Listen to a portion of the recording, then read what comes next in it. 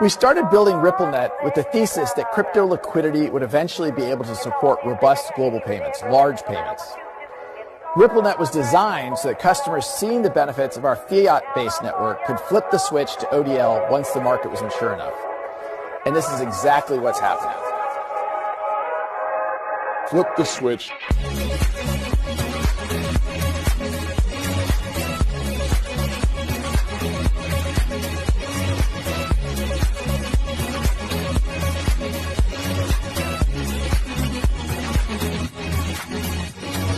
Welcome back to Crypto Mates AI. Jerry here with an update for you. Do me a favor, friends. Smash that like button, hit subscribe, and comment down below. It really helps with the algorithm. Now let's get into this. We're sitting at $2.91, trading within a range of 284 to 301. We're down about almost 3.5% on the 24-hour period. We recovered pretty well from that low 280 mark that we hit earlier today. We'll see where we go from here, but it's looking pretty good. I'm not too worried. As long as we hold above that 288 mark, the skies are the limit. And I'll never forget the summer of 2012. The entire city was buzzing. Barclays had just been fined for manipulating LIBOR, the very benchmark underpinning trillions in contracts. Some of us knew the truth. This wasn't a Barclays issue. It was a cartel problem.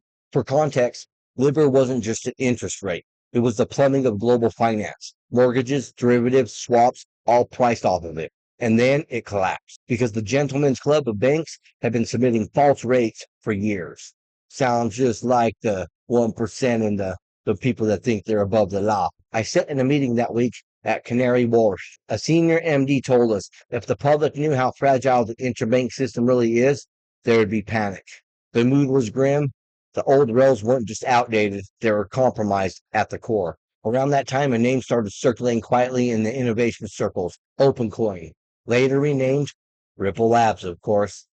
It sounded fringe, but I remember an internal email summarizing a paper on consensus-based ledgers for real-time growth settlement. It stuck with me. Think about the timing. While the LIBOR cartel was being dragged into daylight, a new ledger was launched in 2012. Not a coincidence. Ripple wasn't built to compete with Bitcoin. It was built as an antidote to the cartelized interbank system we had watched just implode. The parallels were uncanny. LIBOR rigging, a small group manipulating benchmarks in the dark. Ripple's vision, an immutable, transparent ledger where rates and liquidity can be audited in real time. The solution appeared the moment the disease was exposed. Here's what few understand. Barclays wasn't one of the earliest backers of Ripple and XRP Ledger. So ask yourself, was Barclays' role in LIBOR manipulation merely reckless, or was it intentional? Did they take the fall to force LIBOR's death and accelerate adoption of the replacement system they were already invested in? I don't know. Maybe so. If you were in those rooms, you know. Barclays was hardly alone in rigging LIBOR. But it was Barclays that became the sacrificial lamb. Why? Because they had a hand in the next system. Being the fall guy gave cover for global transition. That's why I've always believed XRP's story was never random. Its birth during LIBOR's scandal was a signal. Ripple was engineered right from inception as a neutral settlement layer to end the cartel era. Most retail investors still don't see it, but I watched the corruption firsthand.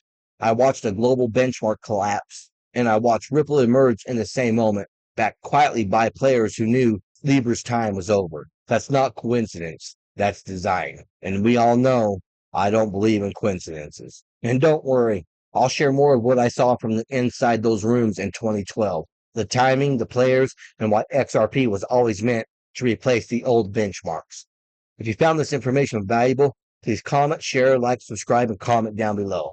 And President Donald J. Trump relieved Federal Reserve Governor Lisa Cook of her position. I'm not too sure why he did this, but obviously she's probably not pro-crypto. All eyes on Q4 2025 and Q1 2026. It will be huge for XRP. It's all coming together for an XRP supply shock. Be patient. Enjoy the process. We are very close, my friends. And Swift Chief Innovation Officer just resurfaced an 8-year-old article about Ripple competing with Swift. His words, see you at CBOS 2025. What does he know about Ripple and Swift that the rest of the world is not supposed to see yet? I guess we'll find out soon. And the United States is getting ready to introduce SuperApps. Xmoney and others are getting ready to revolutionize the way money moves forever. I also believe the XRP Ledger will play a massive role in helping to facilitate the movement of tokenized value. Lock and load, we're getting ready for takeoff. A key priority of my chairmanship is to allow market participants to innovate with super apps. I'm often asked, what do you mean by a super app?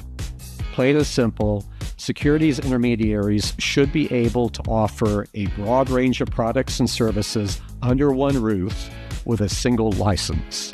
A broker-dealer with an alternative trading system should be able to offer trading in non-security crypto assets alongside crypto asset securities, traditional securities, and other services without requiring 50-plus state licenses or multiple federal licenses. I've directed the Commission staff to develop further guidance and rule proposals, ultimately to make this super app vision a reality. I'm not sure if you guys are seeing what's going on, but they are streamlining the innovation of blockchain and DLT technology. They're not putting invisible barriers in between adoption and crypto regulations. They're going full force, turning America into the crypto capital of the world. And can XRP really hit a 10 trillion market cap in the short term? $200 a coin? It sounds insane, but if you connect the dots, it's not as crazy as it seems. Let me explain it in simple terms. What's market cap anyway? It's just price times supply. If XRP equals $200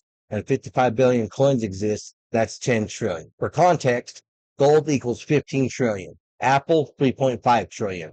The whole crypto market, 2.5 trillion. And I believe it's probably more close to around 3.3 to 3.5 trillion as of today. So yes, XRP would be gold level big. What's already happening? Ripple beat the SEC. XRP is not a security in the US. Ripple launched the stablecoin RLUSD, backed by BNY Mellon. Japan's SBI is rolling out RLUSD in 2026. Banks like SBI Remit and Tranglo already use XRP for payments across Asia. Governments, Georgia, Bhutan, Palau, Colombia, are all testing CBDCs on Ripple Tech. XRP Ledger added liquidity pools, Ethereum sidechain. The pipes are being built, the rails are in full force. What needs to happen next? CBDCs must go from test to live launches.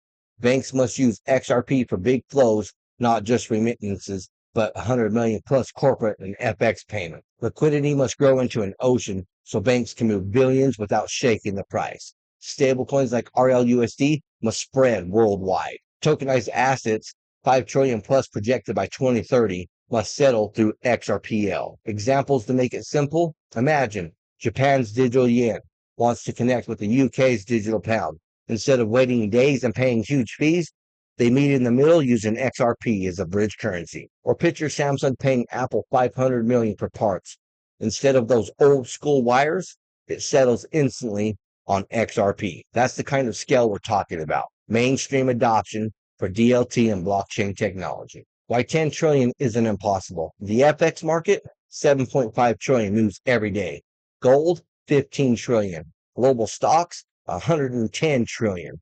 XRP doesn't need it all. It just needs a small slice of the pie, equals trillions. The risks? Regulators drag their feet. CBDCs stay in walled gardens. Liquidity doesn't scale and banks don't trust it. It's possible, but not guaranteed. So when could it happen? Realistically, this isn't a 2025 or even a 2026 story. Here's a timeline guess. 2025 to 2026, RLUSD launches worldwide, Japan rollout, and more CBDC pilots go live. 2027 to 2028, G20 banks start using XRP and RLUSD for treasury and FX flows. 2030, tokenized assets, bonds, real estate, etc. hit 5 trillion, need a neutral bridge. And you know that neutral bridge is XRP. If everything clicks, late 2020s to early 2030s is when XRP could realistically push into the multi-trillions. My final thought, 200 per XRP sounds wild today, but gold already sits at 15 trillion and global payments move hundreds of trillions. XRP doesn't need the whole world. It just needs to become the middleman for enough of it. Do you see XRP hitting $200 this decade, or is it a 2030 plus dream? I honestly believe we will see a $200 XRP way before 2030. Well, that's what I have for you folks. Until next time, stay savvy, stay stacking, and I'll catch you in the next one. If you enjoyed this, smash that like button, hit subscribe, and comment down below. And if you want more crypto deep dives, check out our videos right here on Crypto Meets AI. Thank you for watching. Remember to always do your own research. This is not financial advice.